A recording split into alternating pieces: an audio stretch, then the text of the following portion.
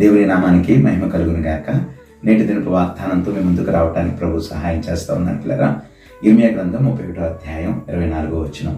అలసి ఉన్న వారి ఆశను తృప్తిపరచుదను. అవును పిల్లరా, గతించిన 6 దినాలు నువ్వు కష్టించి పని చేసుకుంటూ నీ యొక్క కుటుంబాన్ని పోషించుకుంటూ ప్రయాసపడుతూ వచ్చావు కదా.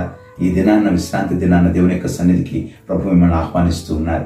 ఏ పరిస్థితుల మధ్య నువ్వు అలసిపోయి ఉన్నావో, ఆర్థికంగా అలసిపోయావా, శారీరకంగా అలసిపోయావా, నెమ్మది లేని పరిస్థితుల మధ్య కృంగుబాటుకు గురై అలసిపోయావా, ఏ అలసటలో నీవున్నా ఈ దినాన్న ప్రభు నిశ్చయముగా నిన్ను ఆదరించబోతూ ఉన్నాడు. ఆ పరమ తండ్రి అయినటువంటి దేవాది దేవుడు నీ యొక్క ఆత్మీయ తండ్రి ద్వారా మాట్లాడబోతున్నాడు. ఈ దినాన్న నీ అలసటను తీర్చేటువంటి దినం ఇది. నిశ్చయముగా ప్రభు సన్నిధికి పరుగులు పెట్టడానికి ప్రయత్నం చేయండి. నీ మందిరానికి నువ్వు పరుగులు పెట్టడానికి ప్రయత్నం చేయి. ఎందుకంటే అక్కడ విశ్రాంతి ఉంది, అక్కడ నెమ్మది ఉంది, అక్కడ శాంతి సమాధానం ఉంది. కనుక అట్టి కృప దేవుడు నేటి దినాన్న నీకును నీ కుటుంబానికి అనుగ్రహించును.